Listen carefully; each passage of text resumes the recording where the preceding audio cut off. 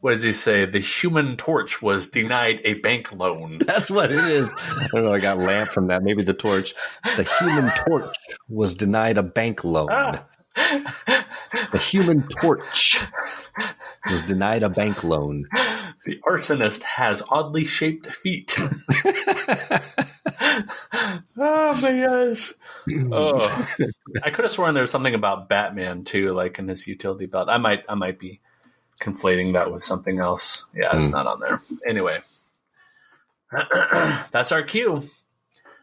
Welcome to Predator Minute, the podcast where we break down the 1987 one. Oh, I totally messed that up.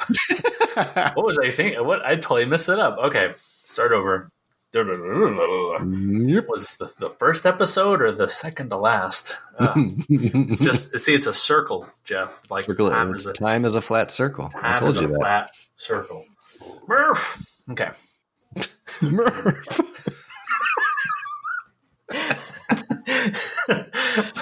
Nice. All right.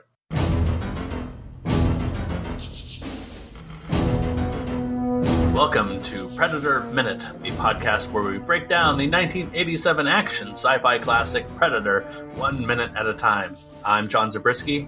And I am Jeff Glover. And today we're talking minute 103 of Predator, what we're calling the penultimate episode of this very podcast, this limited series podcast. We reached the end of the narrative portion of the film, don't we? Yeah, this is it. Like, we're rolling credits by the end of this minute, so we're all done really talking about what's happening in the movie by the end of this minute, sadly. Yes. I don't even know how to feel. Yeah. It doesn't help that the first part of the minute is playing the goodbye song. It's like, I've listened to this so many times over the last couple of days. It's like sadder every time I listen to it and see Arnold. But oh man, as we've been doing over the past 15, 16 episodes as we talk about Predator, we also like to dip into what the number 103 would mean, and then we kind of convert that to a year. In this case, that would be the year 2003. But what do you know about 103 and like the 103s of note there, Jeff? Oh, well, I love that you dropped that 103 is a twin prime. Twin prime, which means it's two numbers away from another prime, which happens a lot in our number system. In fact, it happens an infinite number of times. But an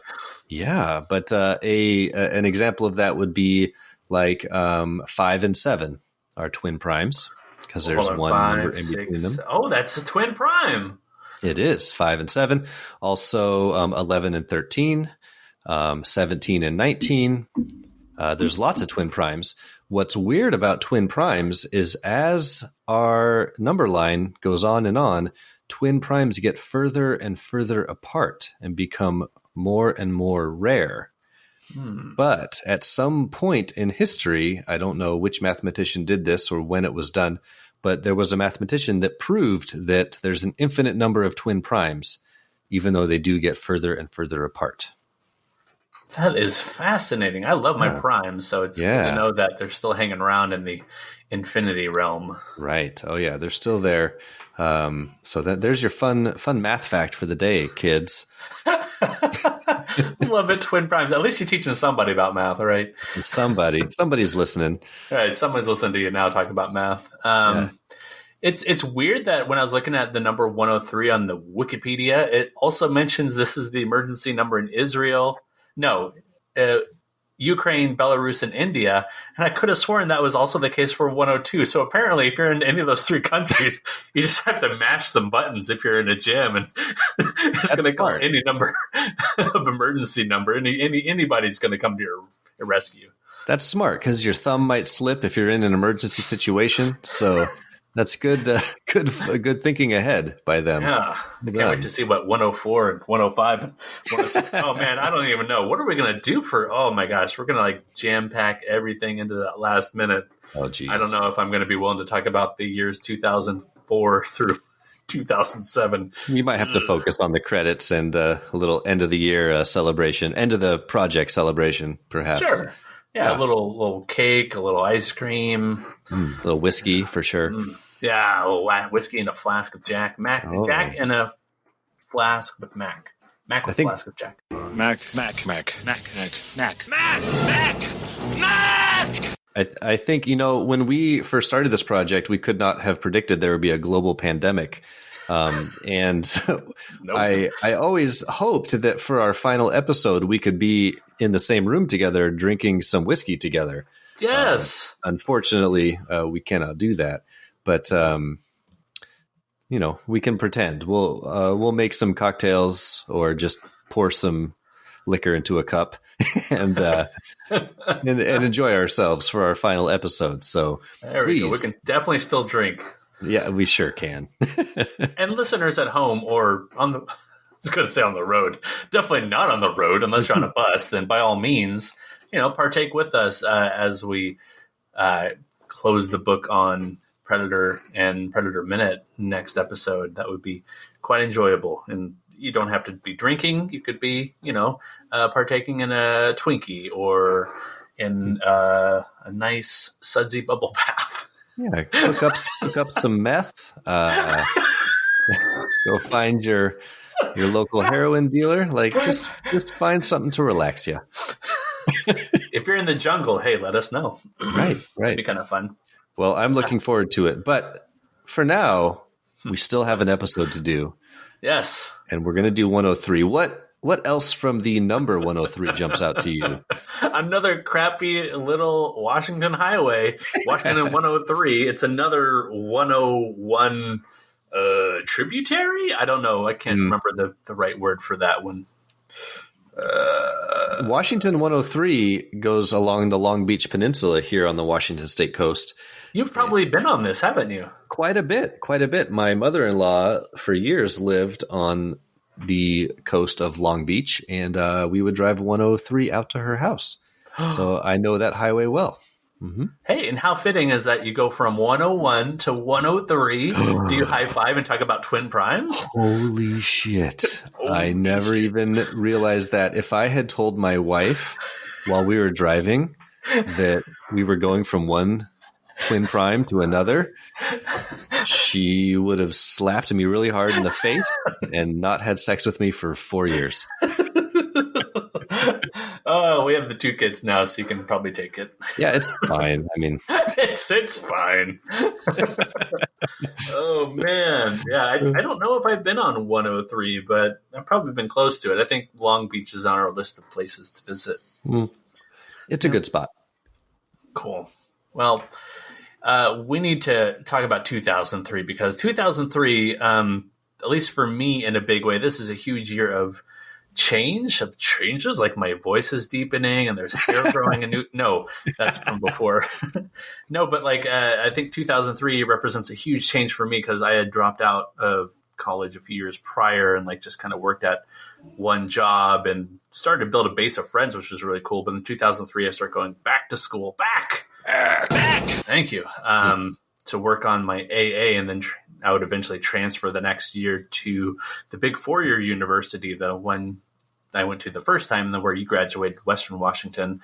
But in the meantime, I'm starting to work out so much, almost every day at the local Y. I'm seeing just a ton of movies, which we'll talk about the movies later. But I highlighted in blue all the movies I saw in theaters down the list there, so you can see just I was really becoming kind of the modern day version of me, just loving exercise and movies. Yeah. A lot of pop music and 80s music. So yeah, if you want, we could jump on the music train here and you could tell me how you didn't really connect to the music from 2003. Well, I just piggybacking off what you said, I can identify that 03 was also a time of change for me, actually, for some slightly different reasons. But that's when I graduated from college. Congratulations. I know, because I didn't drop out like a fucking bum. What a loser. He went back, everybody. Got his degree, don't worry. Yeah. And it was also the year that I first started teaching. I was 23 years old, teaching in a high school. God. And it was also the year that I moved in with my girlfriend, who would later become my wife. My wife. So this was looking back on it, that was a big year. It might. Wow, 2003, really? 2003. Yeah. Jeez. 2003 we well, wait, did we move in together in 2003? I don't know. It might Just have say been you did, because it's better. It might have been 2004. Maybe it was 03. No, it was 03. It was. Yep, it was. Yeah. Had to patch that together. I was also drinking a lot. You want to move in together? It was definitely 03 now that I think about the timeline. But yeah, it might that might be a reason why, in terms of popular music, I have very little connection to this list of popular songs at the time. I was so very focused on other things in my life that I didn't have a lot of time for pop culture. And even looking at the movie list, this is kind of a strange year movie-wise for me. There's a lot of these movies that I did not see in this year. I maybe saw later, but I just looking at this, I can tell that I was a little disconnected from pop culture, as I was very, very busy with other things happening in my life. So that probably plays a part. Oh, totally. I mean, it's like you're saying, we're kind of on passing highways. You were like leaving Western and starting your professional life, and I was like leaving my longtime first job, honestly, that I worked at pretty soon. I was in that transition phase of going back to school. But like in that meantime, in that kind of 2002 to 2008, that was like my college years, and then like my internship year, where I was finally making friends for the first time in since my middle school days. And so like I'm like kind of having this late blooming time in my life where I'm hanging out with friends, I'm going to movies with other people, I'm partaking in sports and travels with friends for the first time ever. So it's like hitting that way late, but all the same, it's definitely a highlight year for me. I think really fondly back to 2003. I mentioned here in the music itself, we mentioned Vice City, playing that a lot last minute. A huge influence became a lot of the music I listened to for a few years, including like through my college years. There is listening to 80s music, just a ton of. I would make so many CDs, so many mixed CDs with 80s tracks, and like kind of illustrate those editable, those recordable CDs. I can't even think of the name now. Like, did you CDRs, CDWs? Yeah. Did you grab the Sharpie and like write out the track list on top of the CD, or did you just write like Hot Summer Mix? Yeah, I was more like Hot Summer Mix 03, or like I took a lot of the tracks you'll see listed here on the singles chart I made for 2003. A lot of those went onto their own CDs, and I would just say something like rap rock or dance or whatever. My proudest one, fittingly enough, for the 80s CD, I was like freehand drawing like covers of movies from the 80s, and one of them I hand drew was not Predator, but it was The Terminator with Arnold in the shades holding the gun. I was always so proud of that sharp illustration. Yeah. I have no idea where that went, but that's too bad.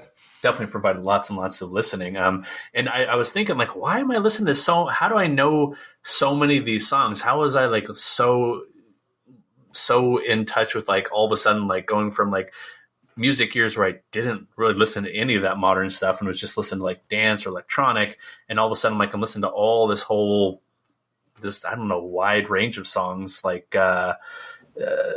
what you have, like Fighter by Christina Aguilera, like the 50 Cent songs like Into Club and 21 Questions, Magic Stick, a bunch of like the emo rock from like Good Charlotte and Simple Plan. So you were all about it. You were into it. I didn't know why. I was like, when I was thinking about this, and then I thought, one of the things I started doing in 2003 was like I said earlier, was going to the YMCA like every day to work out. And I just had one of those ARM radios, and it just kind of like I would click around the stations, and so you'd hear the same songs over and over, and you really become attached to those songs, but I listen to a lot of different stations, so I have a lot of connections to these songs. Yeah, even if some people would look back and say like, it's not that good of a year for music, but I connected a lot and made a lot of, like I said, the mixed CDs based on these songs I was hearing over and over again. Interesting. Well, a couple of these do jump out at me as I remember being songs that I liked and had, and Seven Nation Army by the White Stripes was one that I liked, and I really liked that album. I have a guilty pleasure with Shake Your Tail Feather by Puff Daddy. That was a good one. Yeah, the Bad Boys 2 soundtrack or Bad Boy soundtrack. Good point. I need to. You found the music connection. Thank you so much, because I had a hard time finding the music connection. Of course, it's Shake Your Tail Feather. I never made that music connection because this time around, because I just had that on I was past buying CDs at this point. I was just making all the mixed CDs, but I definitely put that on and listened the crap out of that song. Right. Just downloading Kazaa on your parents' computer and blowing that shit up. Yeah. I think we talked about. I think mine was Sheraza. Sure. Yeah. Sheraza. Hey, it's still there, bringing people to peers to peer together. There you go. Still there. Still running.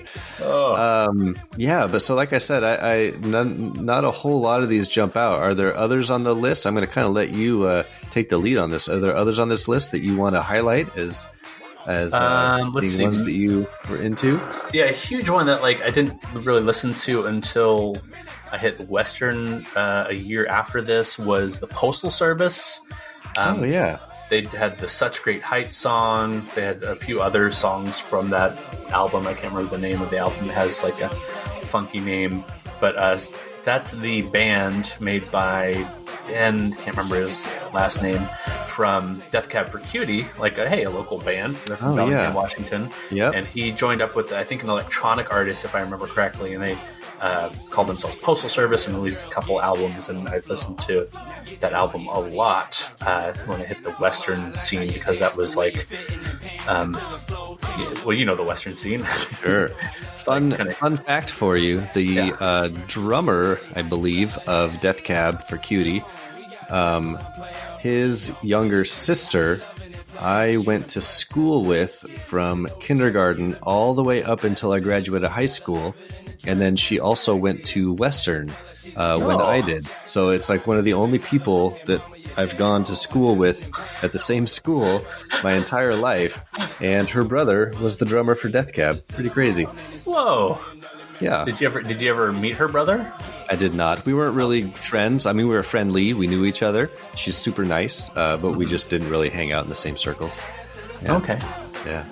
I'll throw out a couple more that really stand out to me. Hey Ya, Outkast. Oh yeah, that was a great album. Hey Ya, or is that considered? What's his face? Is that just Andre 3000, or is that considered Outkast? I think that was an Outkast song. Yeah. Just looking it up. You're right. That one, because that was played everywhere, but that's actually one of those songs where they play everywhere that I really liked. Just so darn catchy when you're shaking the Polaroid. Oh, shake that Polaroid picture. Shake it like a Polaroid picture. Let's see. The Remedy by Jason Mraz, someone I've listened to ever since then. I just listened to his stuff. And what else? And I have to say the Donnie Darko song, The Mad World by Gary Jules. Oh, yeah. Which was kind of my intro to kind of darker indie movies. Did Donnie Darko come out? I don't think it did. I don't think that was 2001. A couple years prior. Yeah, we talked about it, I think, a little bit. Yeah. But that was another thing at Western that I was exposed to. Is this little darker side of movies and kind of more cerebral, really make your noodle work.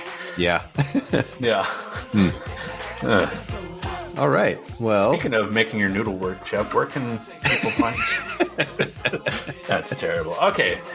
How about games? Any standouts for games? I'm going to go ahead and just say no. Not for yeah, this is, again, a weird year for games, and it's also, as I mentioned on the last episode, a year that I kind of got away from video games. I was still a poor young teacher, didn't really have a lot of extra money to spend. I believe at this point I had sold off my GameCube, And it would be probably a decade or maybe even longer before I owned a video game system again. So I'm very out of the loop with these games. I Mario Kart for GameCube came out this year. That probably would have been fun if I hadn't have sold my GameCube. Right. I know people love the Tony Hawk series, and Tony Hawk Underground came out that year. Yeah, Thug.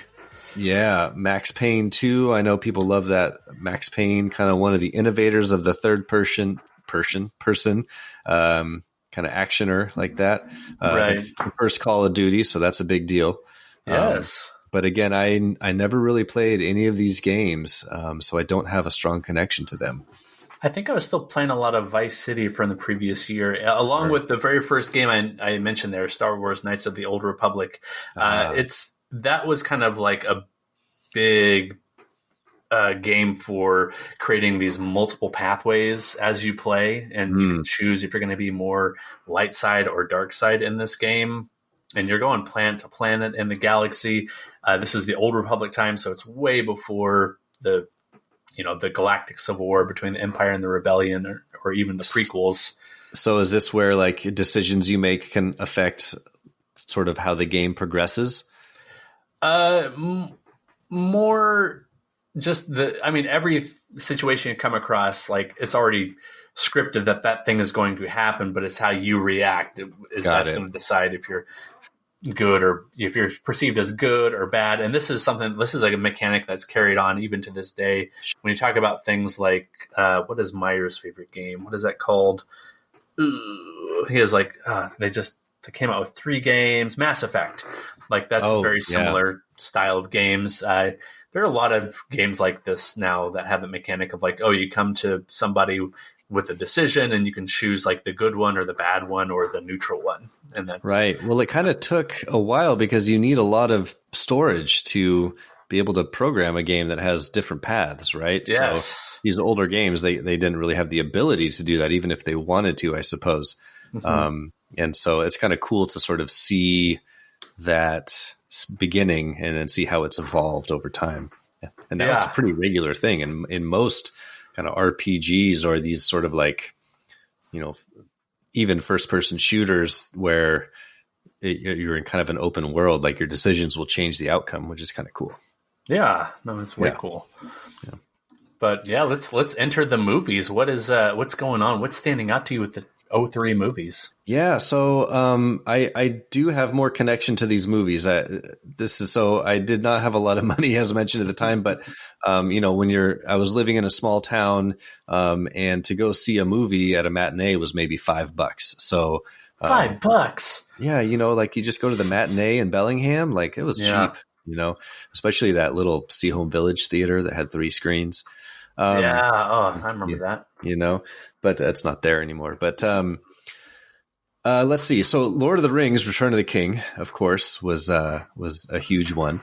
Yeah. And the Matrix Reloaded, is that the second Matrix? That's the second one. Yeah, I remember seeing that. The first Pirates of the Caribbean, and then Terminator 3. Now, I'm going to take a moment and talk about Terminator 3 because please. Terminator 3 is objectively not a good movie. No, it's not. Is this another one you like, Jeff? It's all bullshit. It's bullshit. You set us up. It's all bullshit.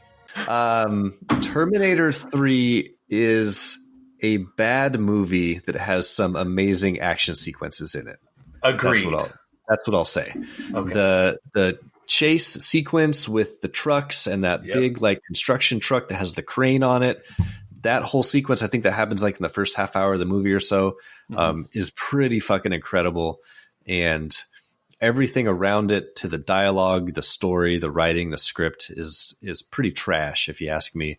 What really took me out of it, what I really got mad about that movie was I thought they had a good idea for that movie, but I thought the casting choices were awful. Yes. I hated that kid that played John Connor. Nick Stahl. Claire Danes is a good actress, but she was miscast in that movie. I didn't like how they played Arnold's role kind of for laughs in the beginning when he puts on the silly star glasses. Like, yeah, that was terrible.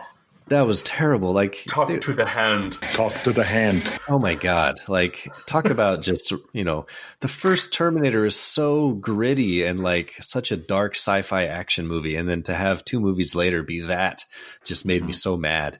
But I did really enjoy some of the action sequences. So I revisited. There's one of those weird like movies that I had on DVD that I don't know. I think I got it in a bargain bin or something. So I watched it probably more times than I should have. Right. So there's my Terminator 3 take. Oh my God. Bad, but has some watchable parts. Talk to the hand. Sure. Yeah. I like you were saying, I like the action stunts. I hated that at the end. They're like, well, the future is going to happen anyway. Like, okay, like that would have been the one thing to kind of redeem that movie for me. It was like, okay, we did it. We saved the future. And it's like it's appropriate in the Terminator, the first one, to still acknowledge, the crappy future is going to happen.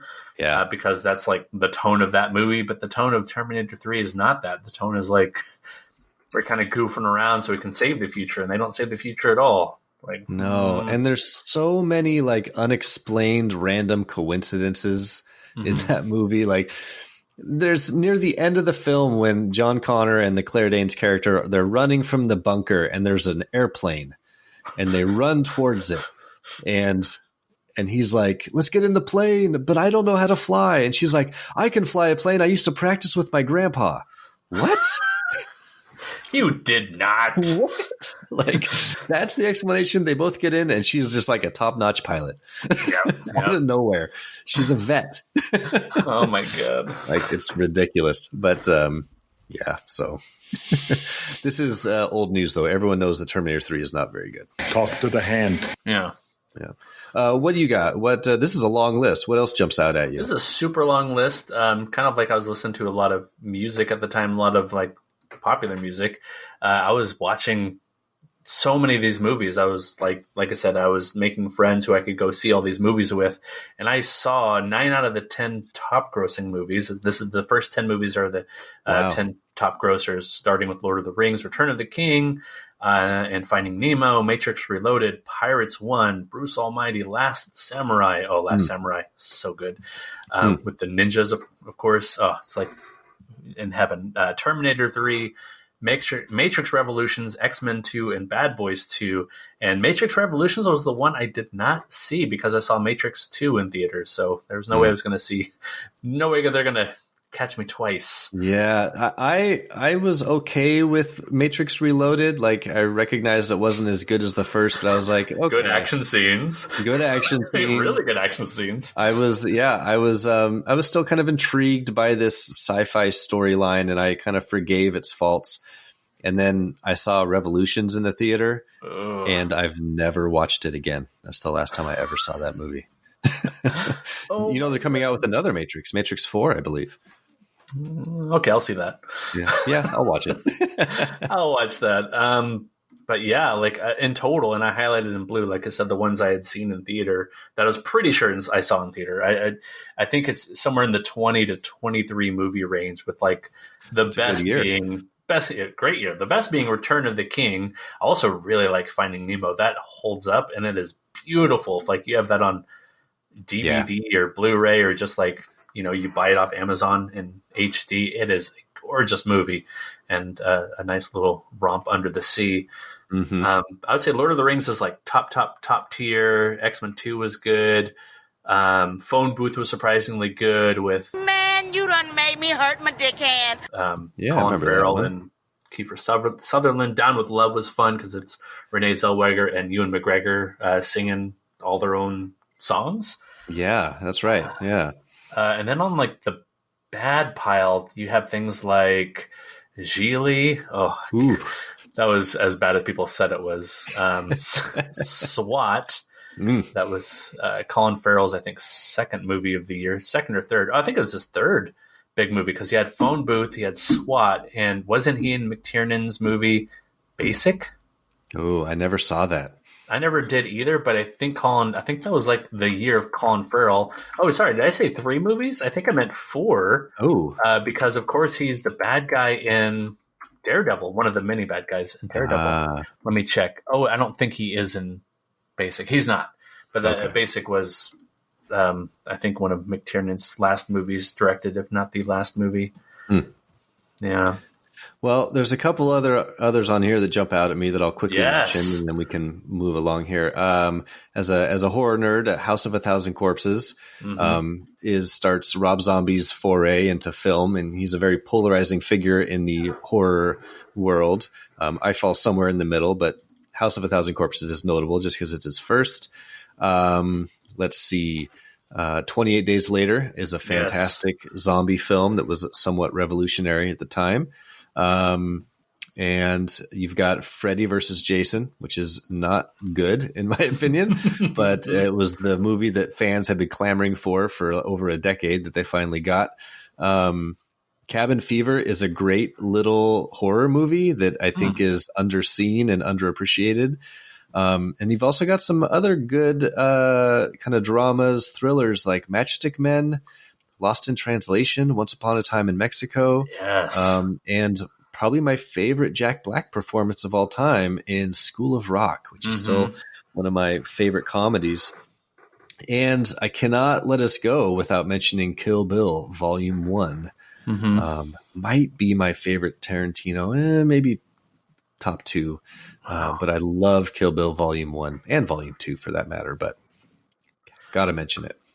Of course. And it's a holiday season that this is coming out and that we're recording, of course. And I can't miss the movie Elf, which is kind of a lot of people's modern day Christmas go-to. Yeah, love Elf. Cool little aside. Elf is directed, of course, by Jon Favreau, who also directed Iron Man 1 and I think 2, but now is all the rage because of his work on The Mandalorian, being the executive producer of that. And he's been writing and directing a lot of those. Pretty cool. Yes. I was just reading his IMDb last night because I was telling Sarah all about it because just loving Mandalorian so much lately. Another Jon Favreau fun little tie-in. Sarah and I watched Chef when she was pregnant with Eva, and then a couple months before Eva's birth, we went on our baby moon to Miami because of all the delicious food they're showing and food trucks and the food scene in Miami in the movie Chef. That's a great little movie. Yeah. Yeah. Oh yeah. Great little movie. And not often will a movie kind of inspire you to go to a certain location, but it really did it for us. Nice. I love it. Cool. I need to fix my timing there. I think it's, when does it start to fade to black? Sorry. I just want to correct because that's my music cue. Every time when you say this will last for the first, this many seconds, I actually just take that piece of the track off of off of Audacity, plug that into Match. Okay, cool.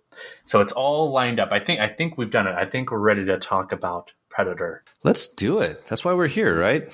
I think so. Looks that way. Yeah. Did you want to do the minute 103 opens with, or did you already do that? I didn't do it. Let's do it. So minute 103, the Twin Prime, opens with Dutch waiting in the wasteland for the rescue chopper and ends with someone reading a Sergeant Rock comic book. Someone? Who could that be? What a weird pairing of opens and closes. We will start with the first 52 seconds of this minute. We carry over from last minute. We continue to see the wide shot of the smoke pushing down and around Dutch and the hero log, and the rescue chopper descends from the top of the frame. We cut to a closer shot from behind Dutch with the chopper hovering above the ground, about 20-ish feet from Dutch. Cut to a close-up of General Phillips' face sitting in the chopper and looking at Dutch. The camera pans to the right to show Anna's face as she also watches Dutch with a single tear rolling down her cheek. We get a hard cut to Dutch, now also sitting in the chopper, next to the open door, caked in mud, ash, blood, and possibly man milk? He is staring straight ahead. I just read it. He is staring straight ahead as the jungle passes below him. The camera pushes in on his face, and 10 seconds into this one shot, Dutch's eyes drift to the open window and the passing jungle. We cut to a wide shot of the chopper rising above the jungle as it flies away from the camera and toward the misty blue mountains. End of first part and end of movie before credits. End of movie. That's it. We're just about to wrap things up. This is exciting and sad at the same time. It is. So what do you make of this ending? I know you got some specific bullet points to hit here, but just your overall impression of this sort of final scene from this film after having analyzed all 102 previous minutes. Are you satisfied with this ending? Does it let you down? What's your feeling? I have to say this is like exactly the ending this movie needs. I'm so glad it doesn't end on like some cheap one-liner or Dutch laughing or smiling as he did in the original script. Like, what are you doing? Like, that's terrible. I'm really glad they ended it like this. I'm not normally someone who likes the bittersweet or the downer ending, but like seeing as they kept such realism through the movie, for a sci-fi slasher horror movie with an alien from another world, I felt like they did an awesome job of keeping it really, really grounded and characters relatable and reacting in a realistic way. And this is how someone would react in a realistic way if their squad was killed off in just the most gruesome, ruthless ways. And they survived, but like part of them definitely died back there. This is exactly the ending for this movie. What do you think? Yeah, no, I have to agree. I think they could have gone a different direction here. They could have given it like the Commando ending with a one-liner and... Sorry, what's that line at the end? I forget. Just bodies. Just bodies. Just bodies. Just bodies. But that totally would have broken... I feel like that would have undermined the entire previous 30 minutes that we just watched. Yes. You know, like... the thing about Predator that makes it so great is that beyond the couple one-liners we get in the first half of the film, they play it straight, right? This is a preposterous setup for a movie. You know, guys out in the jungle, they're there to rescue some people, and an alien comes down and starts killing them one by one. It would be very easy to be campy with that sort of script, but it's played very straight. It's played very to the nose, and any reaction other than Dutch being completely exhausted, shell-shocked, PTSD'd would be insulting to the viewer after watching the second half of the movie. So I 100% agree. I think this is the way you have to end the film. I have to also say I really like that they just end it, that it's not overly explained. We don't get like a title card thing that comes up and says, 20 years later, this happened, or they found the alien or whatever. We don't even get like a cut shot back to the Predator's body. We don't get like a shot of the spaceship. We don't see another spaceship coming in. Like it just ends. And I think that's the exact right thing to do. Yeah, I agree. Everything you said. Yep. They're not. Yep. Yeah, they're not fooling around with like all the little extra details. It's just we extracted the survivor, and now we fly off. We fly out of the jungle.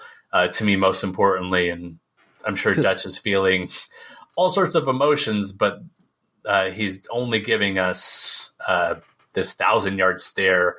I listed it as a TV trope, but of course it's not a TV trope. Of course it's a real thing to have post-traumatic stress disorder associated with being in combat. You always hear it from veterans. And I think up to a point in all of Dutch's and his team's adventures or misadventures, I can't imagine him being this shaken, this shook, this traumatized, that this is like what really probably keeps him out of combat for the rest of his life. Just looking forward, I know I didn't put in the notes here or anything like that, talking about like what does the future hold for someone like Dutch. It could just be very well be someone living off of military pension. I don't know if I have the terminology right, but someone who's just telling survival stories and maybe teaching future soldiers how to survive. Think about this is a game changer. Like aliens exist. Like, right. So that's what I was thinking about too. Like, what happens to this character later? Like, how does he explain what happened? Does the military go back later and find the body of the Predator? No, the Predator blew himself to bits. Quit bit. Right. So he's left to try to convince everyone that he talks to that he's not the one that killed everybody. Right. You Yes. know, like that's really what's going to happen. He's going to be in a courtroom, a military court, trying to explain what happened to all his friends, and he's going to have to make the decision: do I tell the truth, or do I try to make up a story that will exonerate me? Or, you know, when you really start thinking about it, like he's kind of effed. He is. He does have Anna there in the chopper with him. Clearly, That's true. You're right. I didn't think about that. She's the other survivor. And if you look ahead to like future movies, it's apparent that they kept all this canon that they went through all this and they survived and they shared this with the government and the military and, you know, future people like Gary Busey. Right. And fucking alien. Yeah. A fucking alien. I think one little thing that kind of would have been maybe cool that they could have done, they chose not to, which is fine. But if Dutch had somehow retained some sort of artifact, like if maybe we panned down after this 1,000-yard stare and saw that he had one of the Predator's weapons or tools or something, I could see that being kind of a cool little detailed addition. But, you know, just a thought. Right, or like Mac's skull, right, just in his lap. Yeah, oh my God. Wait, no, that might hurt his case. Right. He's got all the skulls just dangling from his neck. I didn't do anything. He has those little skulls that the Predator had. Yeah, it wasn't me.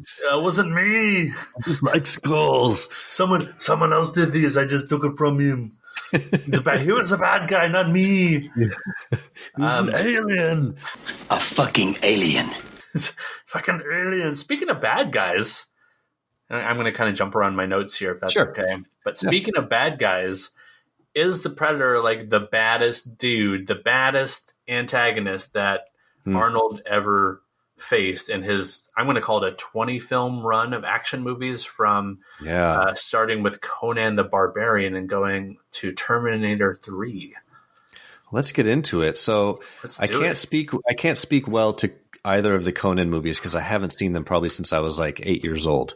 Well, I do say in the little wrap-ups and little pluses and minuses, by the way, to give you a little hint. But yeah, Barbarian, he kills James Earl Jones, who's like, if I remember correctly, he's like his adoptive father named Doom, who also happens to lead a cult, and Arnold has to kill him at the end because he's threatening the life of a princess, I think. And then Conan the Destroyer, he kills a giant, probably fake as F-looking monster played by Andre the Giant.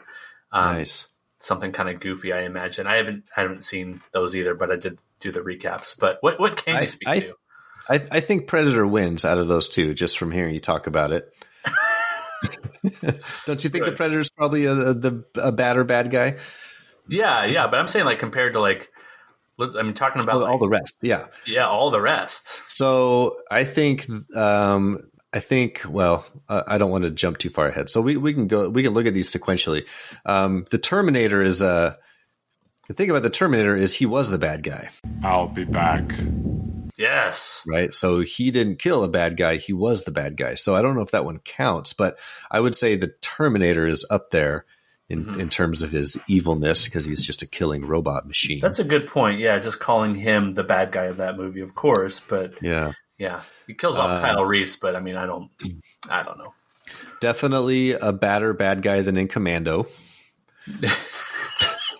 Wait, you don't like Bennett? Let off some steam, Bennett. Oh man, let off some steam, Bennett. Fun fact: I've never seen Raw Deal. I have, and it's just him taking on a bunch of mobsters, including Robert Davi and Sven-Ole Thorsen, as a couple of the lower level people. So Predator wins that one. Oh, good call. Yeah. Then we have Predator, so that's a tie. That's a tie because it's this movie. Right. We have the Running Man. So he's defeating basically evil corporation, evil game show host, bad guy. Yeah, the Family Feud guy. Yeah, the Family Feud guy. So Predator wins that one. Well, that hit the spot. Yeah, definitely. Fun fact, I've also never seen Red Heat. Yeah, that's an okay one. I say take yourself through Red Heat Raw Deal is like that's a good doubleheader for Arnie action over the top. What about Total Recall? Yeah, I mean that's another. It's like a notch above Running Man and taking on like basically a corporation, like a planet-sized corporation. Like with the main guy, like who are you thinking of the villains? You're thinking of Michael Ironside, right? Sure, as the dragon, and then you're thinking of Cohagen, who's another Family Feud host, basically. Right. Sorry, but they were trying to like exploit the people of Mars to make them pay for air, which is pretty evil. Give these people the air. Give these people air. But I think the problem I have is there's no like singular antagonist I could point out. Like, yes, I would agree that Total Recall, like as a whole, like there's a lot pushing against him. Not just one person. Okay, I'm going to say Predator wins that one. I have to say Predator wins that one. Okay, so Kindergarten Cop, Predator wins that one. He kills like the dad of one of the kids in his kindergarten class. Right. Sorry, that's not going to cut it. Now, here I think is the one that's the toughest. Yeah, Terminator. Last action hero, Charles Dance with a glass eye. No, exactly. No, Terminator 2. Mm-hmm. Terminator 2. The T-1000 is terrifying. Also, will kill indiscriminately. Get out. Also, is sturdier and much harder to kill than the Predator. I think. Yeah. I think the T-1000 might win that one. I think the way I still lean to Predator for this one, and that's mostly because of who Arnold is in both of these movies. In T2, he is a robot who can essentially just like reboot himself past any quote unquote fatal damage. In Predator, if he's rammed through like a tree branch or a giant spear, like he's going to die. He's a mere mortal versus T2, he is absolutely just another robot, but just kind of the lower version of the T-1000, the T-800. So I have to go Predator with who Arnold is playing in the movies. All right. Agree to disagree. Sure. Agree, disagree. Last action hero. I think the Predator wins. Yeah. True Lies. I think the Predator wins. Yeah. That's like terrorists, right? It's terrorists trying to detonate a nuke in Miami. Hey, Miami connection. Yeah. But yeah, Predator wins that one. Eraser. James Caan. Ooh. You've just been erased. Predator wins. Yeah, Predator wins. Batman and Robin. Moving on. Predator wins. The Iceman cometh. End of Days. I have only seen End of Days once, and I don't remember anything about it. Yeah, I think... Doesn't he kill the devil? So maybe the devil wins that one. Yeah, I think the devil, presents an opportunity to unseat the Predator in this run, but at the same time, like there's nothing really memorable that much of End of Days in my mind, unless like you're just a huge Gabriel Byrne fan, and that's who's representing the devil for most of the movie. So it's like it's still. I'm going to put him against the Predator. Sorry, Predator. Or sorry, Devil, but the Predator wins this one. Predator wins over the devil. I like it. Okay. Yeah. The Sixth Day. Never seen it. I think I saw it once, like you were saying with End of Days. I don't remember anything about it, but I did write that the big final fight is between Arnold and... It's between original Arnold, not clone Arnold, and the clone of the bad guy, I think played by Tony Goldwyn, who is the bad guy in Ghost. Then you should clone yourself while you're still alive. Why's that? So I can understand your unique perspective? No. So you can go fuck yourself. Oh, yeah. That guy was smarmy. What a dick. What a dick. Predator still wins. Predator wins. Collateral Damage. I don't remember ever seeing this one. Have I seen Collateral Damage? I don't know. Elias Koteas is in it, playing a CIA or FBI agent, and he was Casey Jones in the first and third Ninja Turtles. Oh, right. Okay. Wow. Does that clarify? Yeah, totally. Predator wins. Predator wins. Now, if I say the T-1000 and T2, I kind of have to also say the bad Terminator from Terminator 3. Okay, who in Terminator 3 did the bad Terminator kill? Well, did they? I don't know. Did they? I can't think of any main characters. It was just mostly like everyone in the background, right? Right. All the people on the road during that car chase scene. I think you have to keep that in mind. It's like, think about the T-1000. Who did the T-1000 kill? It killed Vasquez, I know, but... Well, the T-1000, killed John Connor's adoptive parents. And right. Predator kills Billy, Blaine, Carl Weathers, Shane Black. I'm just thinking of it as like as if I had to choose to fight one of them, which one would I want to fight? And I think I choose the mortal being over the machine. Yeah, I suppose. And I'm more scared of Arnold and the Terminator than T-1000. I'm sorry. I think they just didn't show T-1000 wreaking the kind of damage people remember it wreaking. Like, if you look at the T-1000's kill count and then compare it to like Arnold's kill count and the Terminator, I think for me, part of this ranking, so I can justify selecting the Predator every time, is also including like what they're doing on screen, and the Predator and the movie Predator is absolutely just wasting the bad guys just one at a time. Well, to be fair, Dutch kills more people in the Predator than the Predator kills in the Predator. Oh, absolutely. So it's another toss up, right? Like maybe Dutch is the one. Dutch is the villain. He's the biggest bad he's ever run into. He just looks in the mirror. Hey, it's me. We solved it. It's Dutch. Yeah, it's Dutch. That was fun. That was fun. Yeah, this is kind of our jumbo-sized penultimate episode. So I figured, can we also talk endings of some of these movies? I know it's like, you're usually hitting your like quitting time for this, but I want to. No, I'm good to go. I put this list together, and it's nice that we could use this list to talk about the villains, which is really, really cool. So thank you for that villainous breakdown. Oh, yeah, that was fun. A brand new segment on the show, which is ending. Introduce all these new segments. Villainous breakdown. Haha. The one and only segment.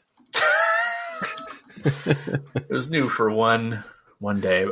So you're saying that this is a kind of a trope style ending, the bittersweet ending. Yeah, absolutely, the bittersweet ending, because when I see Arnold as defeating the bad guy, do you feel victorious when he does it when you're seeing his face on the chopper? To me, no way. Like, he's looking like he's forever going to be living with the horror that he saw. The horror. And I wrote some other examples from the TV tropes.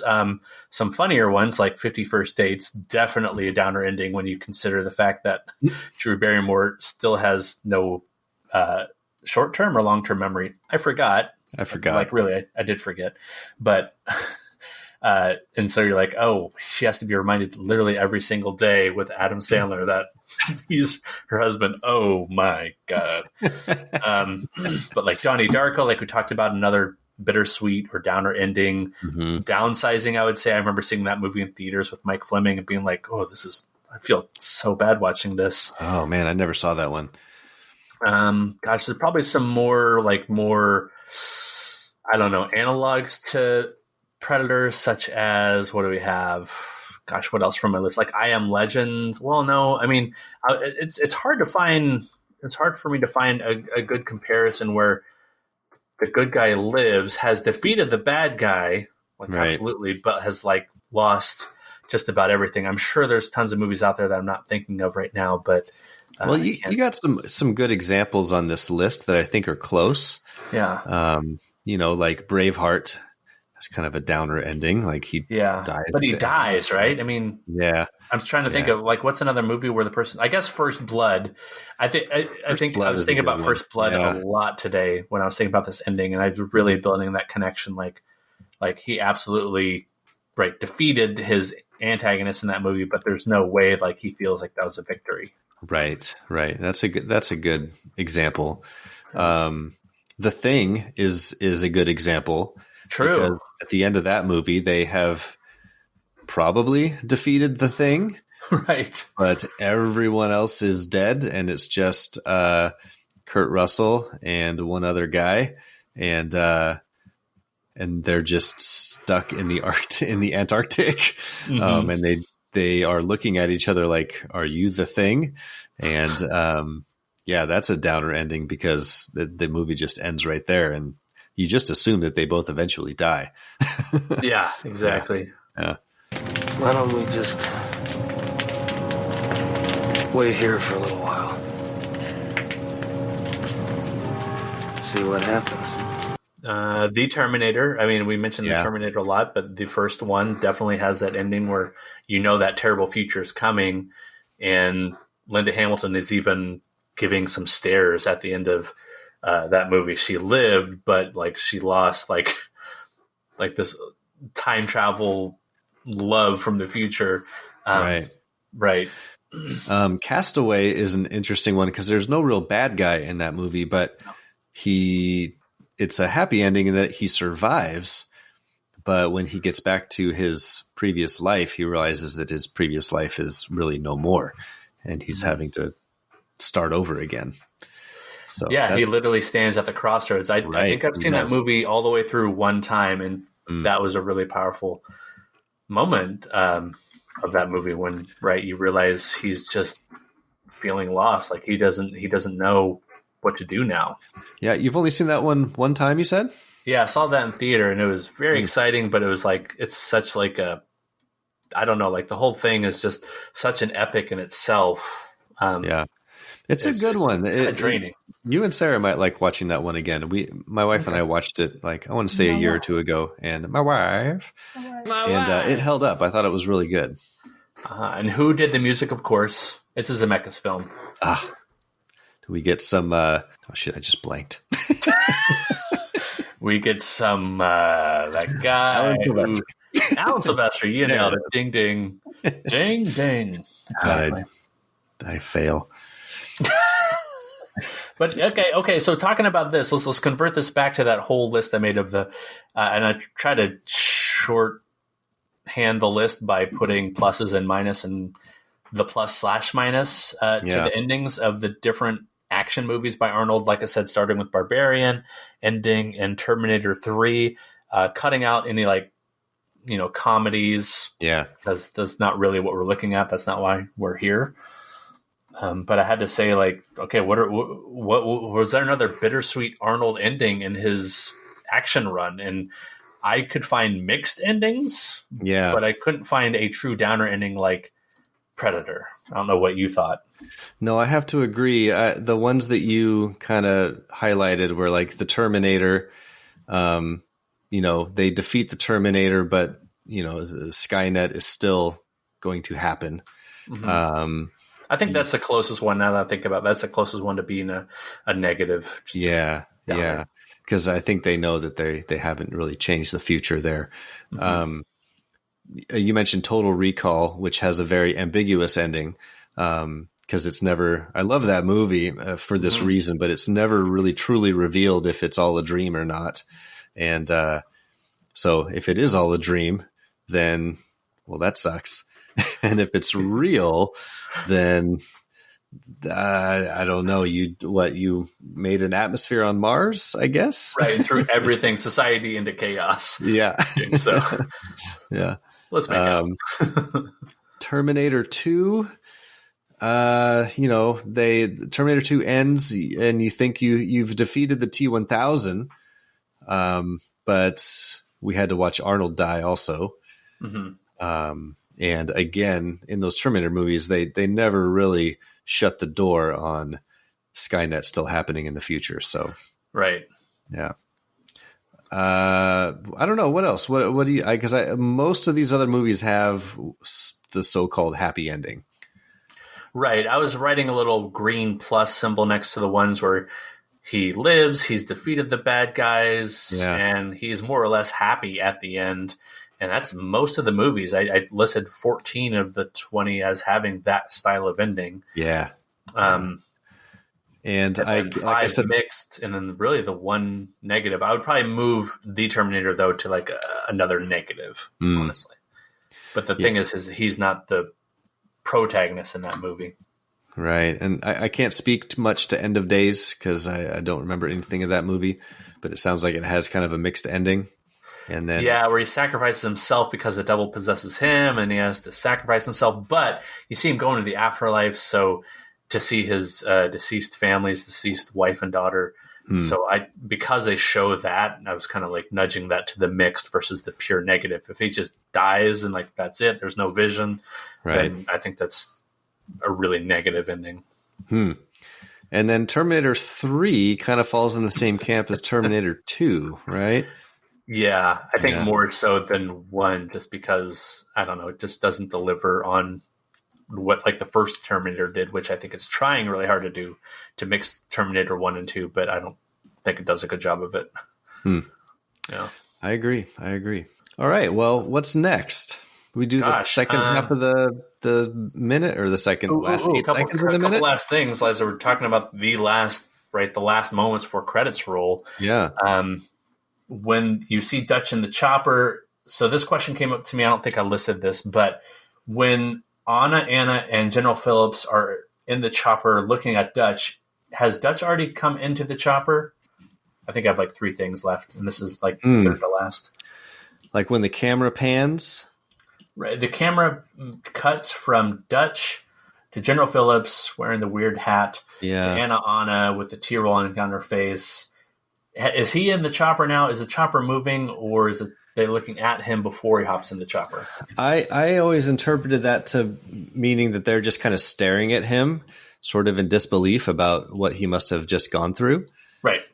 So that's what I always took it as, that he is in the chopper in that moment with those two. Yeah. So that's my interpretation. Okay. Yeah. I think I go with that also with the knowledge that when we cut to Dutch, the chopper's in motion. He's already sitting in the chopper, and it kind of makes sense that they're all in that living space.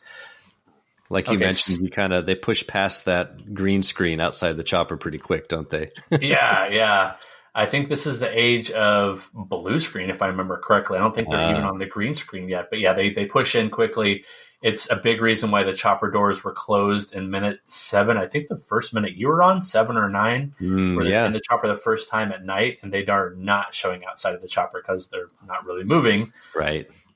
But I don't know. Like if that's blue or green screen, it looks actually really good compared to what they showed earlier on when they were starting to rappel out of the. Yeah, it's fine. I wouldn't have even noticed it unless you mentioned something about it, because it goes by pretty quick. But when you focus on it, you can see. But yeah, it looks fine. It's totally fine. It's fine. Second to last point, I'll go with the music that's carrying over from last minute is also the music that Mac Barry's Blaine to. That is the track Goodbye. I think I told the story last minute, but just to summarize, the temp track over that scene, and probably this scene, was the fanfare for the common man, this ages-old orchestral piece to honor fallen soldiers. And Alan Silvestri, while he was composing for this movie, I guess really earwormed it so much that he just wrote a song called Goodbye, which sounds a lot like the fanfare for the common man, and they jokingly call it. McTiernan points it out in his commentary, and I'll talk about his commentary a little bit later too. There's a couple things, but he calls it the fanfare for the common mercenary, which these guys are a group of mercenaries. Right. I like that he liked it so much he just essentially ripped it off. Yeah, but I think it really delivers here in this last moment. I agree. Yeah. It's cool to hear the same kind of song used for similar but totally different purposes. Like they're both times it's being used in the film, you are saying goodbye, but the first time it's just to one person, Blaine. I ain't got time to bleed, Blaine. I ain't got time to bleed. Got time to duck. But now it's him, silently saying goodbye, wordlessly saying goodbye to his team and probably his past life. To be honest, there's a lot he's saying goodbye to in this moment, and it's all wrapped up in his face and his just staring off into space, that 1,000-yard stare, like we talked about.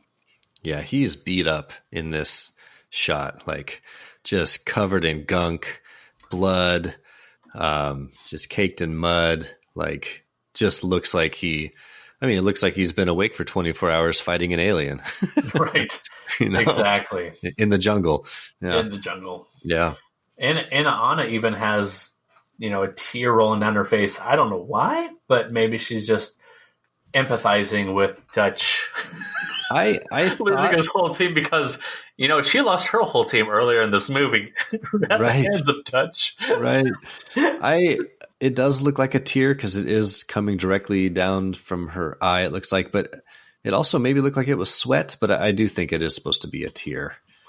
Sure. She spends most of the movie just constantly sweaty and dirty and bloody, so it could just be leftover sweat. The last thing I'll mention from this live part, although maybe the last thing should be the script difference. I don't know.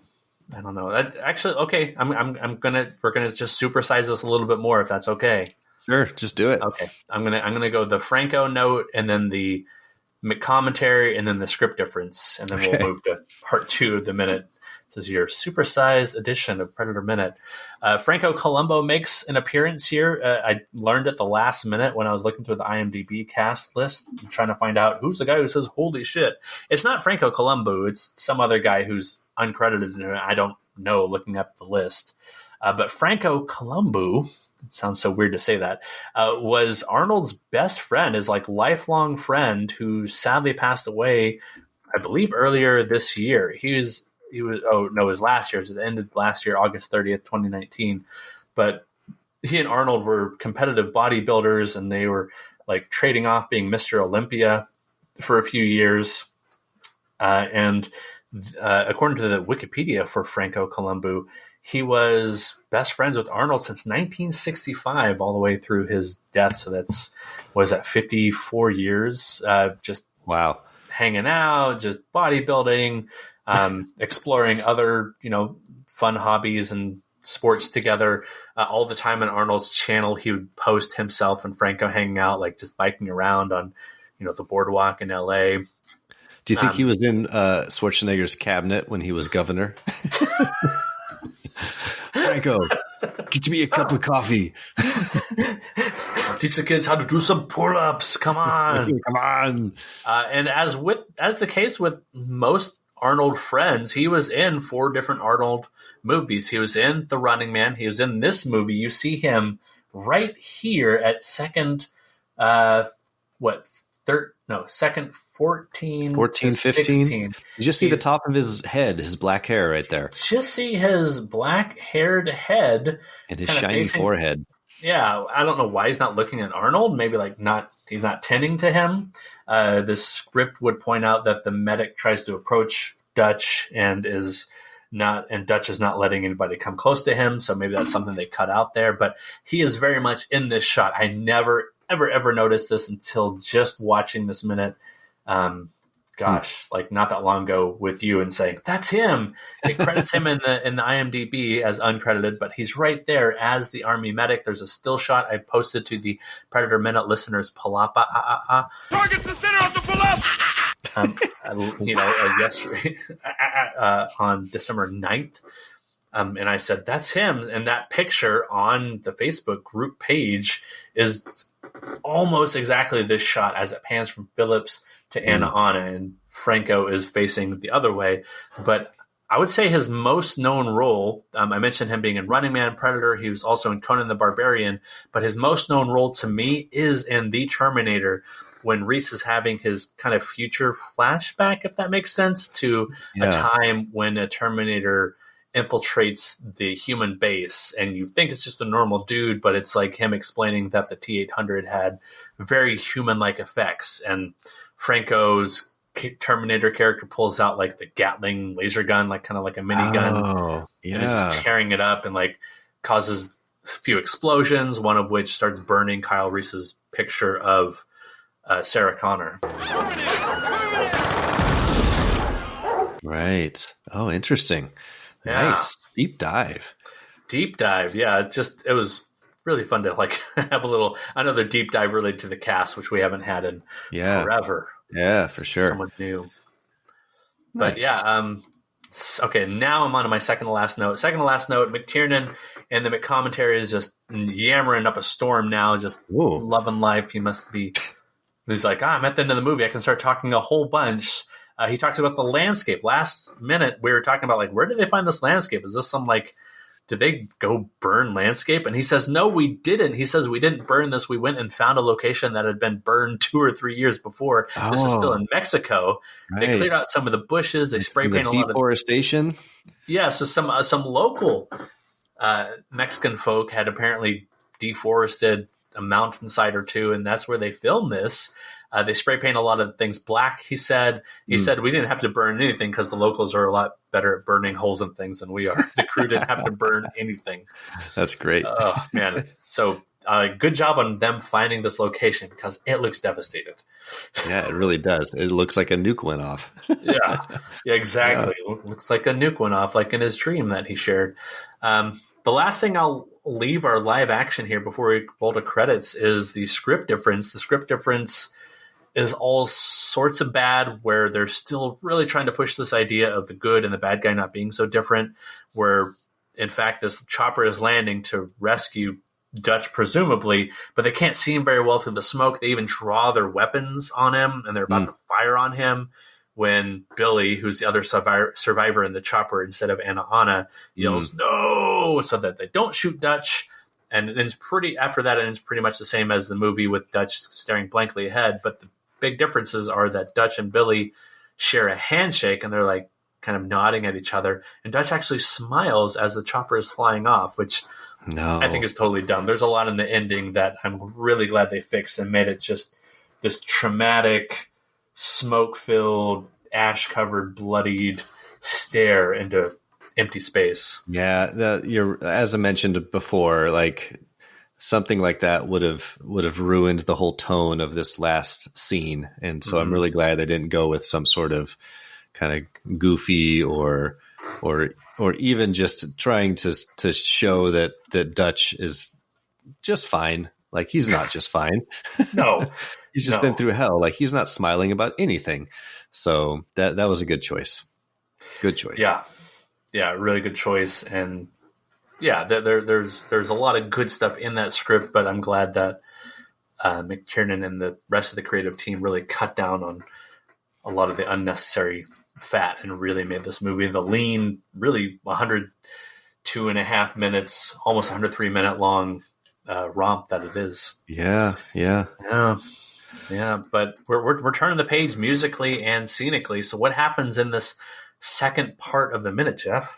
All right, so we're going to hit credits here, and for all the listeners out there, the next episode will be our final episode of this project, and so we have some ideas in store for what to do, but we'll be covering all the credits along with just some fun, celebratory stuff to kind of cap off this really fun project that we embarked on 2.5 years ago. Jeez, yeah, so let's do it. The last 8 seconds of this minute, the movie fades to black for a few seconds before we see the text and the man Poncho / our boy Richard Chavez. He looks at the camera and winks, and then we cut to someone reading a Sergeant Rock comic book, and end of minute. Yeah. Now, we're going to get into this a lot more, and maybe we'll save most of our conversation about this until next, our last episode. But speaking of, we just talked about how the end of this movie is so somber, And there's going to be a very striking tone shift as we go into these credits, isn't there? Yes.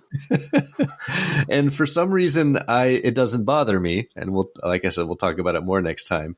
And I'm not sure what that is, because we just talked endlessly about how the dark ending of this movie is the right one. But I also just love this choice heading into these credits. I love it. And so we just get a little taste here with Chavez as he kind of winks into the camera. And this will be a theme as we see all of our characters one more time before the black screen credits roll. Yeah, I'll have plenty to talk about when we talk about these kind of taking a bow style credits next minute. It's a good way to put it. Tiernan actually is backing this up with some more commentary. Oh, nice. Yeah, but I really like it too. It's fun. It reminds you, oh, this is a movie. These are the players.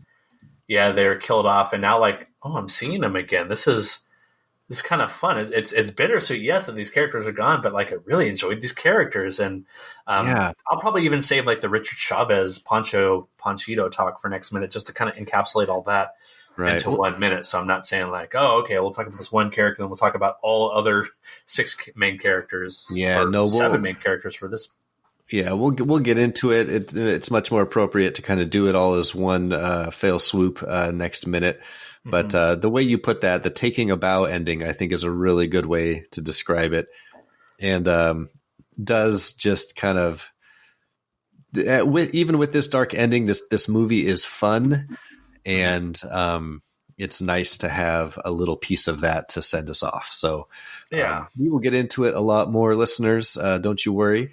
But we just get a little taste with one of my favorite characters, Ponchito, as we so lovingly call him, before we end this minute. We hit nothing. Yeah.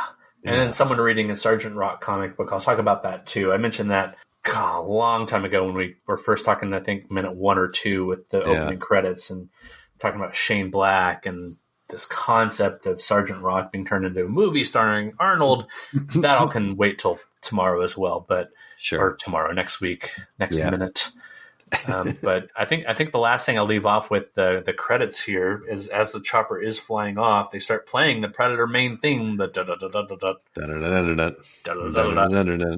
And that might be how I end this minute. Actually, in the recording, I might actually just put the original, because for the longest time we've been using bumper music that Chaosware, Kaosware, so graciously allowed me to put as the opening and closing, was a heavy metal cover. That's what that that is playing as a YouTuber who plays the electric guitar and has an awesome music video where he plays this main theme, and he somehow uses some kind of computer effects to camouflage the guitar as he's playing it. Really neat stuff, Chaosware. So thank you again for letting us use your music. But yeah, this main theme, as I've always said throughout this whole movie, that this to me is the theme for Dutch's team. I don't think the Predator has a very solid theme himself in this movie. Every time he appears, we've talked about it here and there, about it being kind of just kind of rising tense music for the Predator. His sound effects obviously play a big role. Yeah, I was going to say that's really what we associate, right? Is the clicking. Yeah. The drums are kind of the thing that really is sort of the Predator's music. Yes. But in the clicking and that iconic sound that we get when we switch into Predator vision. So those are the things I think that we really think about when we think about the auditory side of the Predator's character. Yep. Yeah. I think the last time we heard the Predator main theme was all the way back in the Guerrilla Camp Attack. I think it really kicks in, if I remember, where Jesse Ventura is kicking down just a shabbily constructed door and gunning down with Old Painless a bunch of gorillas. I think it plays a little bit there, if I remember. Nice. Yeah. Well, we need. Is it time to? I think we really did it on this one. I think we did. I think we done good. Dun. I think we did it. At 103. Shall we recommend? We shall. Let the recommendations commence for the second to last time. All right. My recommendation is not timely because I tend to do that occasionally. But as I've mentioned, I enjoy playing video games. I would not characterize myself as a gamer per se. I'm more of a casual, if you want to call me that. And so for that reason, I rarely ever play games when they're brand new. I tend to wait and kind of find out what the general consensus is, or wait till they're a little bit cheaper before I, spend $60 on something that I don't know if it's really worth spending the money on. But I have an Xbox One. I don't have the Series X yet, but I have an Xbox One, and I also subscribe to Game Pass, which is like Netflix for games. It's a Microsoft subscription where you pay a monthly fee and you get access to hundreds of games that you can play as much or as little as you want, which is really kind of cool. And recently, the gaming company EA just dropped a whole shitload of their games onto Game Pass, and has expanded that library significantly. And one of those games is Star Wars Battlefront 2. Star Wars! Yeah, I thought you'd like this one, which I had never played before. I'm sure there's a bunch of people out there being like, well, yeah, duh, that game's fucking awesome, you idiot. Are you saying the new Star Wars Battlefront 2 or the old one? This one came out in 2017. Oh, okay. I never played the newer ones. I only played the older ones. It's really, really fun. So I like first-person shooters, and this one is really neat because you can, at the switch of a button, you can flip between third-person mode and first-person mode. So you can kind of do whatever style suits you, or if it makes more sense on a level to do one or the other, you can. And nice. What I thought was really neat is I've only been playing it for a few days now, but the story is really cool, and you start out as an Imperial soldier, and you're playing as an Imperial soldier, and you're killing rebel scum, which feels super weird to be playing a character on that side and shooting all the rebels. And then throughout the game, which I didn't realize until I got further, you switch characters at different times, and for different parts of the story, you play different characters. And so I was playing as this Imperial soldier, and all of a sudden, I got to a new level, and I switched, and I was Luke Skywalker with a lightsaber. Whoa. And I got to play as him, and that was really cool because the gameplay kind of changed. I was now playing with a lightsaber rather than a gun, and it's a really beautiful game to look at. There's combat's all different. There's combat levels where you're outside going through jungle or exploring terrain on different planets. There's combat where you're inside buildings and infiltrating buildings, looking for, you have a mission to find some object. And then there's also missions where you're up in a TIE fighter flying around space and getting into TIE fighter battles with other aircraft. And so maybe you have not played Battlefront 2 like me. Maybe you have an Xbox One with a Game Pass subscription. You can now play that game essentially for free, and I highly recommend it. I've been having a blast with it. So Star Wars Battlefront 2 from 2017 is my recommend.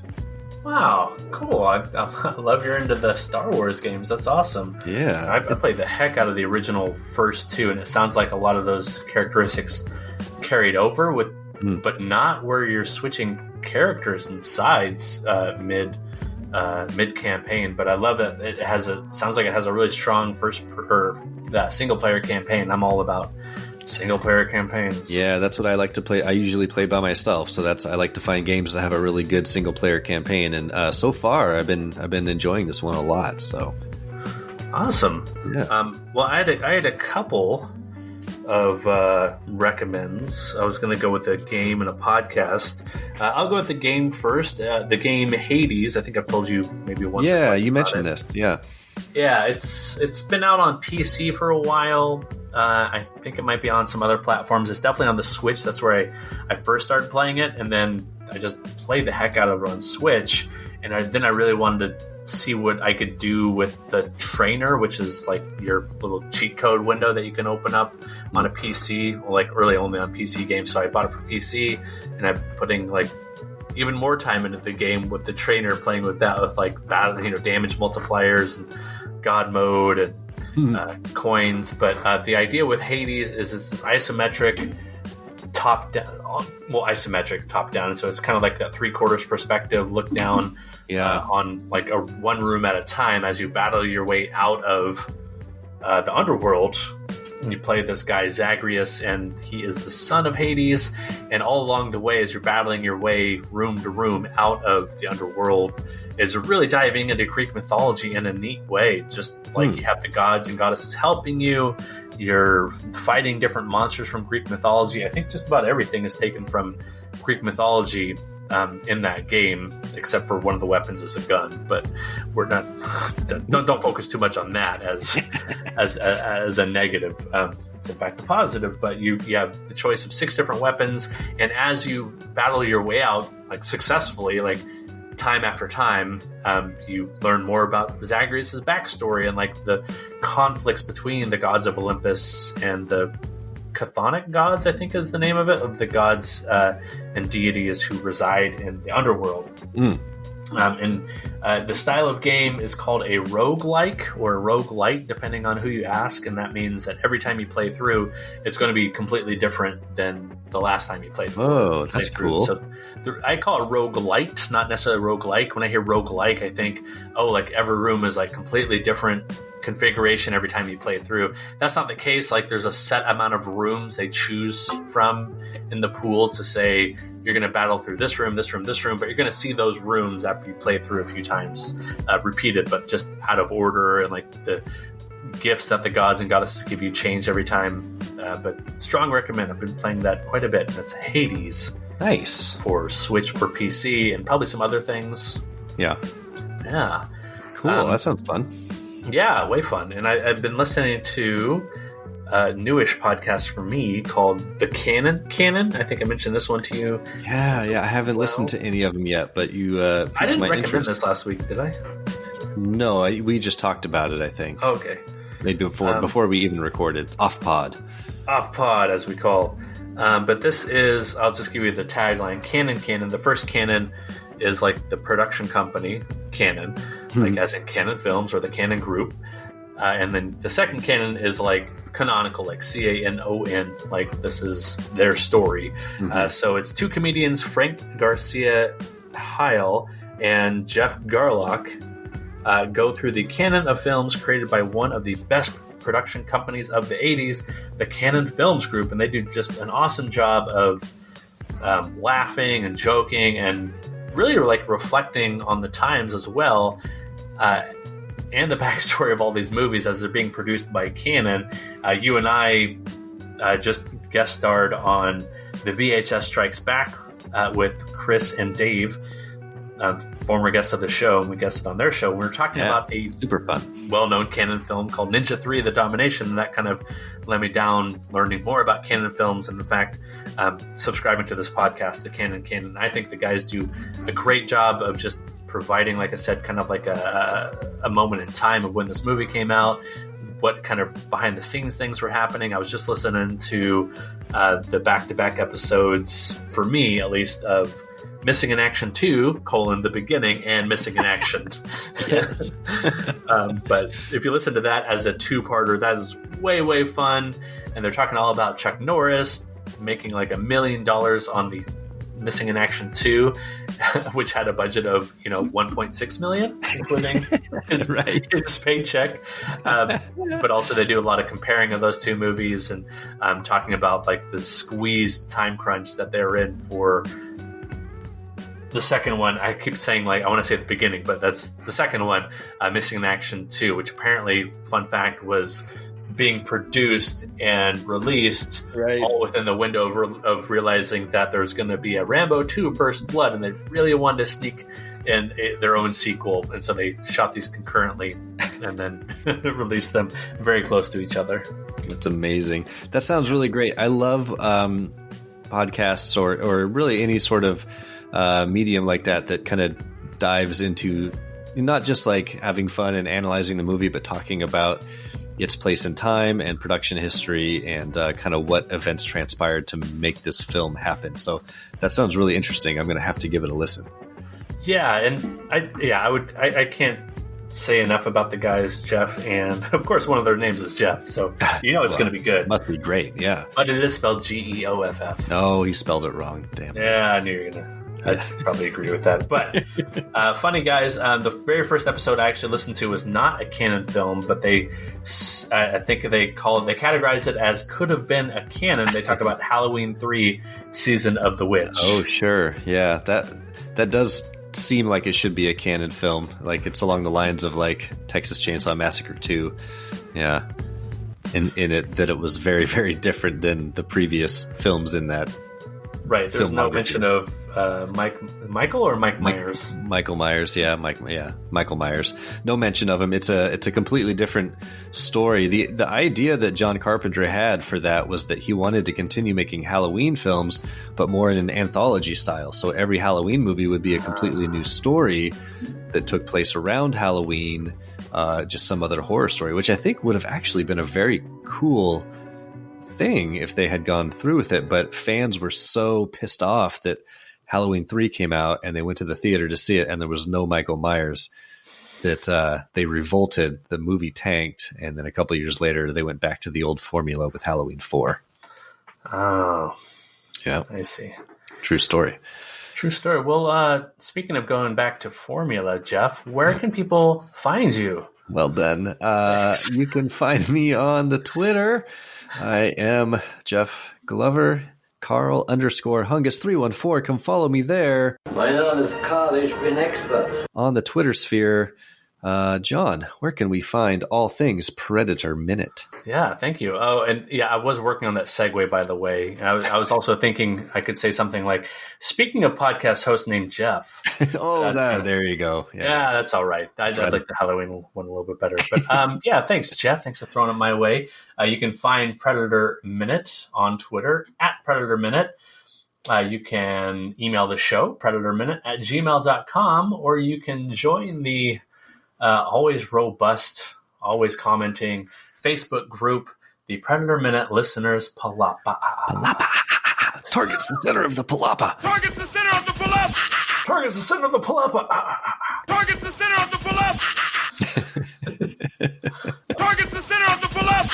Oh, so good. I'm gonna miss regularly saying things that popped up there. I don't know that anything recently has popped up on the Predator Minute Listeners Palapa. Other than me just pointing out things like, oh, there's Franco Columbu. I'm just going to browse really fast. Anybody else post anything else? No, it's been a while since been a while. Wow. 2002, 2001, 2001, I think. But yeah, it's been a while since anybody else posted anything other than what I'm posting. But feel free to drop a comment, maybe throw in a favorite memory that you've had of Predator or Predator Minute. I can't guarantee it's going to make it into. Well, I guess it wouldn't. Well, no, it's not. Depends on when this comes out. If this is kind of overlapping, I'd have to be really fast with this turnaround. Yeah.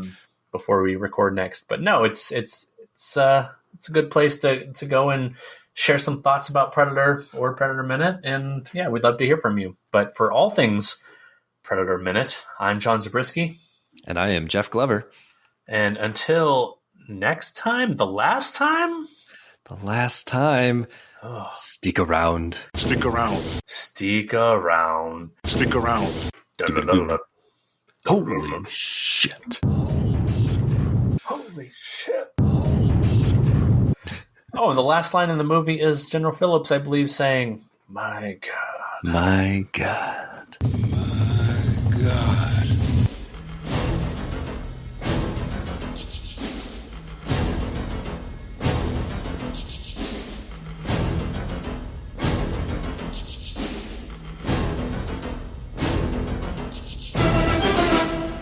Because this good stuff right here. Just overall movies that are like my top movies. Yeah, like regardless of genre. Oh man, I've never actually sat down and tried to like compose it.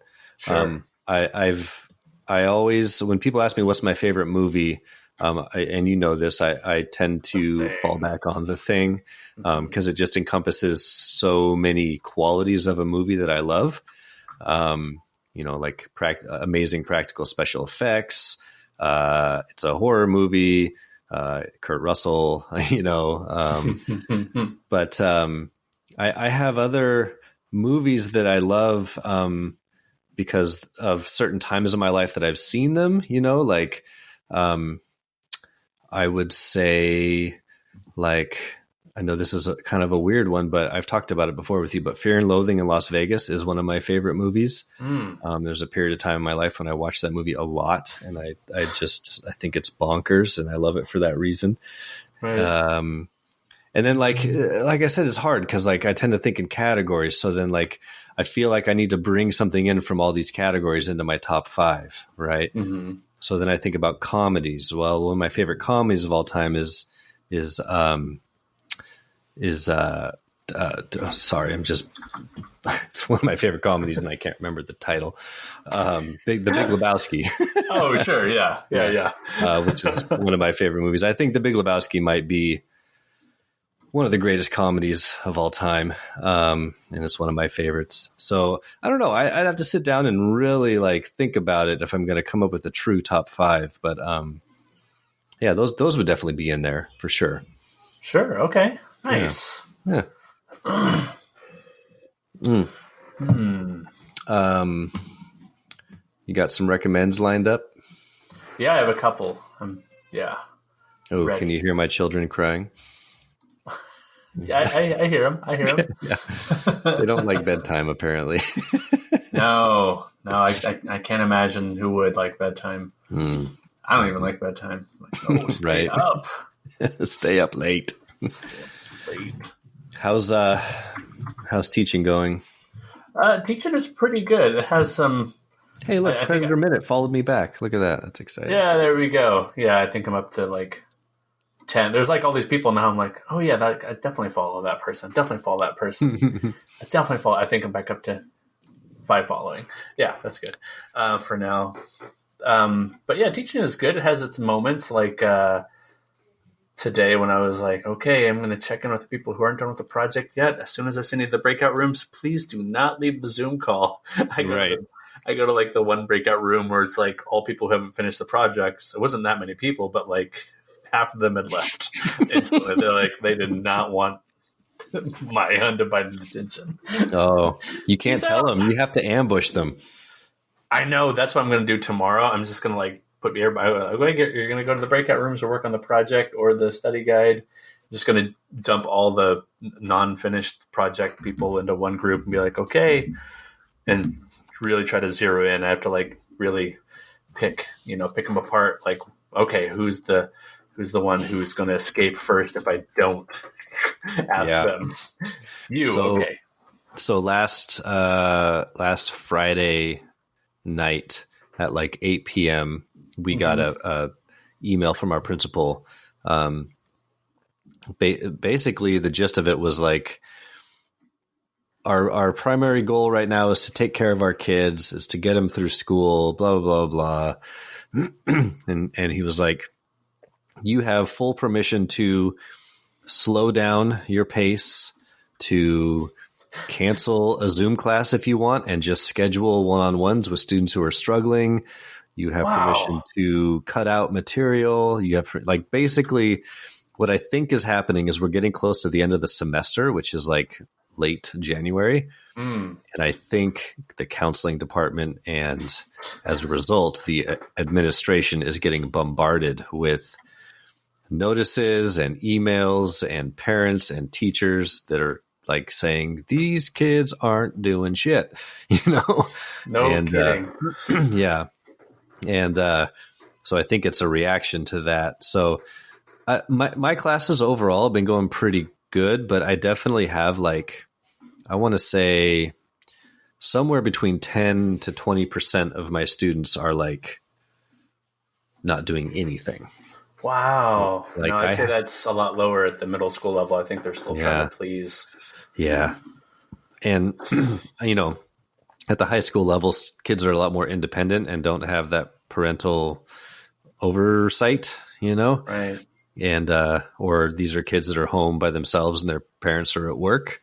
And they're just not doing anything. Like I literally have, some I shouldn't say aren't doing anything that are like failing or have a D, But some of those students are trying. They're just not, like, distance learning does not work for them. Like, they need more support than that. Yeah. And then you have the other contingent of kids that they're struggling with the online learning. They struggle with school anyway. And their reaction to it is to just disappear, is to like pull back and not do anything. I have two students in my Algebra 2 trig class, which is like an advanced math class. Right. That have literally not turned in a single thing. Wow, or taken a single that? Assessment. Like not a single thing.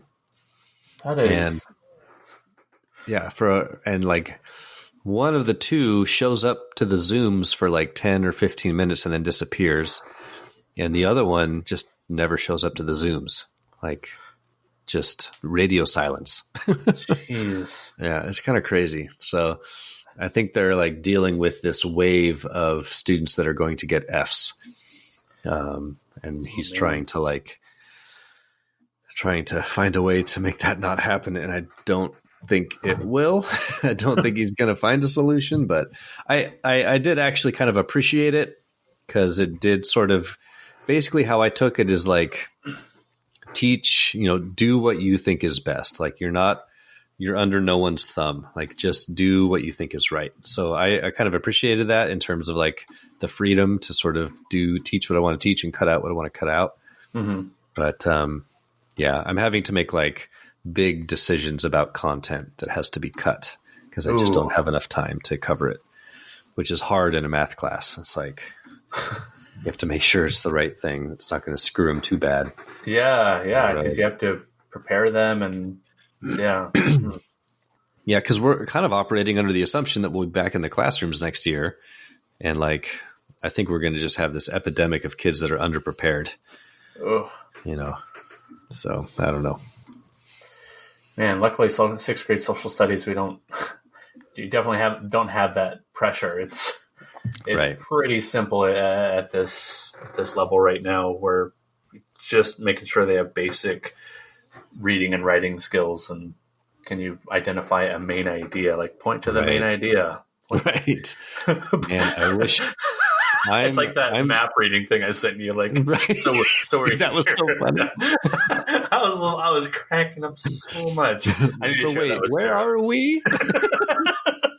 He's like point to where we are, and he's like, here, no, here, no. I just fucking told you. He's like, why is Frodo attacking Isengard? He's like, no, he's not doing that. Oh my god, that was hilarious. Yeah, so you're teaching that to your sixth graders. I'm right now trying to teach 15-year-olds how to factor quadratic functions, find their key features, and use the key features of the graph of quadratics to solve story problems. Oh my god. And it is a fucking mind bender for some of these kids. Oh my god. I feel like so much of that is like you need to be hands-on, like free handwriting, and that would be really, really tough. For social studies, you can just kind of type out stuff, or if you're lazy, just copy and paste from Wikipedia. And because I'm like crunched on time, like all my classes are just like, all right, kids, here we go. Notes, like listen and pay attention. And if they just zone out or go play video games or whatever, they're just not going to get it, Right. You have to force yourself to be engaged because I can't make you do it, Yep. That's like the big, independent thing they have to work on themselves, like just kind of out of the blue this year. It's like, you have to push yourself. It's like, I'm not there to push you. Do it. I can do it now. Do me now. Do me now. Oh, well, should we get going here? It's almost 9 already. Shit. Oh my god. Holy shit. I was really bummed that even though Franco is listed as the medic, like we don't see any medic. I don't think we don't see him, do we? Yeah, no. They just popped that in the credits. That's kind of a fun Easter egg, though. Yeah. Well, he wasn't even in the actual movie credits. He's only on IMDb. Oh, no shit. Yeah. Oh, interesting. I think if he was anywhere, he would have been like, oh, no, I think that's his head. Okay, pause it at second 14. That's his head. Oh, my God. We've got head.